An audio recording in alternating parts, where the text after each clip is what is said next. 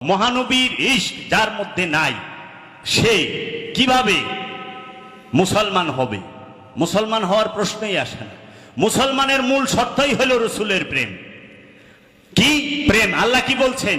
Cooling কুনতুম তুহিব্বুন আল্লাহ ফাত্তাবিউনি ইউহিব্বুকুমুল্লাহ।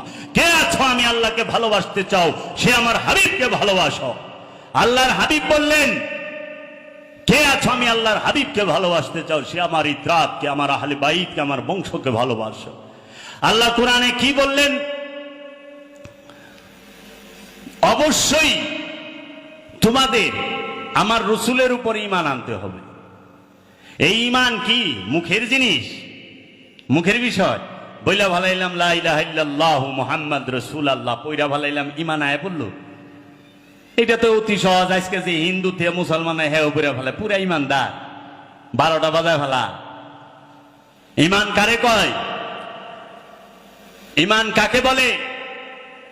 ঈমান বলা হয় রসুলকে। ঈমানকে আল্লাহর রসুল।